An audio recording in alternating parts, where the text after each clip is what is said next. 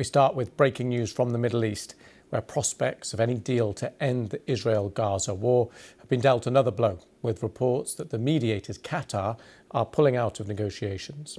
The Gulf state has played a key diplomatic role in trying to bring an end to the conflict, to prevent further loss of life, secure the release of the remaining Israeli hostages held by Hamas, as well as taking part in talks. Qatar has hosted the political office of Hamas, allowing the group to operate with relative freedom. Well, let's speak to our correspondent, Joe Inwood, who's in Jerusalem for us. Joe, just talk us through what we know.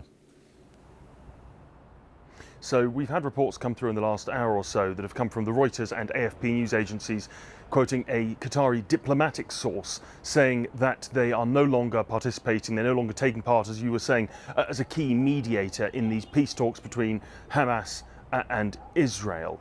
They also had strong words for both sides, essentially implying that neither were negotiating, neither were operating in good faith. And as a follow-on to that, they said that therefore the Hamas political office, which has been based in Qatar since 2012, no longer serves any purpose. They didn't elaborate on that. But this follows also reports we had earlier in the day coming from Washington that a senior official there, also quoted by news agencies, saying that they no longer thought it was acceptable for Hamas to have its office based in Qatar as long as they were refusing to take part in negotiations, which reportedly they turned down the deal that was put to them in October. So we've had a number of developments today, all of which paint a fairly bleak picture from any prospects of some sort of negotiated deal.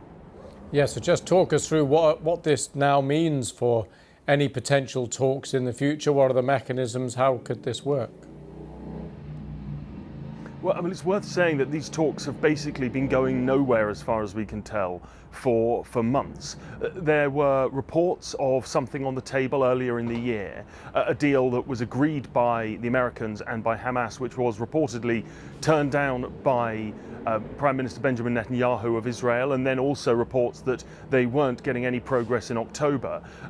We had some suggestion they were going to be restarting, but really they haven't been making any substantial progress as far as anyone can tell for months and months now. And obviously this development makes it even more difficult. We of course do still have the Egyptians. They talk to both sides, and the Americans have been pushing for some sort of improvement in the humanitarian situation in Gaza and for a deal. And it was thought that the attempt to get Hamas kicked out of Doha was part of that negotiating strategy, potentially.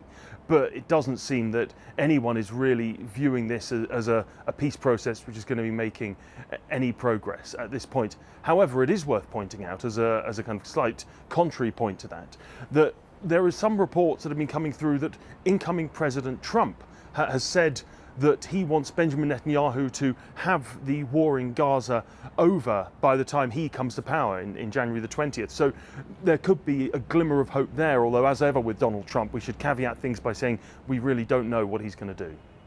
Okay, Joe, thank you very much for that. Well, let's speak now to Middle East Security and Senior Associate Fellow at the Royal United Services Institute for Defence and Security Studies, a think tank, Dr. Hisham Helia. Thank you for coming on the programme. Thank you. What do you make of this moment? How significant is it? So this moment has been coming for quite some time, I think. I think that once you looked at how the Americans had, quote unquote, withdrawn their support for Hamas having an office in Doha, and keeping in mind, Doha had that office because of engagements from the United States. Once they withdrew that, and they clearly withdrew that over the last year, it was inevitable that at some point, Hamas was going to have to look for a new home in terms of the political leadership that lived in Doha. We may not be there immediately, i.e. in the next 24, 48 hours, but I do think that over the short term, that's very likely to come to pass. And where does this leave prospects now of talks and ceasefire and peace and return of hostages? Does the emphasis now lie with Egypt?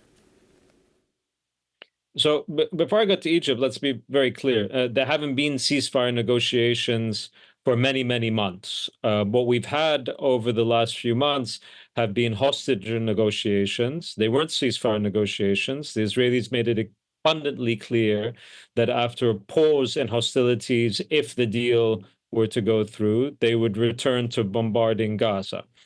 So there haven't been ceasefire negotiations for quite some time.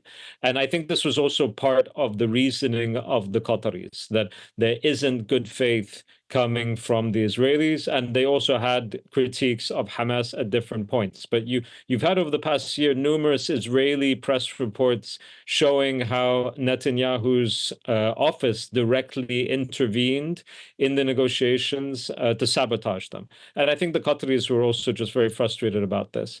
So I don't think that there have been talks, serious talks, for quite some time. I think, frankly, we are now in the day after scenario.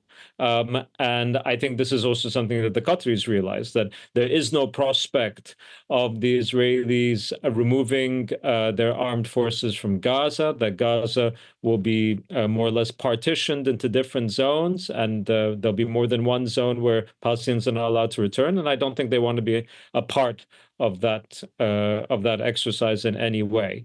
There will be others that perhaps will be able to talk to, quote unquote, both sides in this situation. It's long been the case that the Egyptians have been able to talk to all of the parties with regards to the Israeli-Palestinian issue. So I'm sure they will continue in that regard. And also when it comes to the Qataris, they will maintain those contacts. But it's a question of whether or not there'll be an office in Doha, and there isn't an office in Cairo either. Okay. But those contacts, I think, will remain, and there'll be others that will be looking to mediate as well. Okay, thank you very much for your thoughts and analysis on the situation. Thank you very much. We'll get plenty more context and opinions in the hours ahead.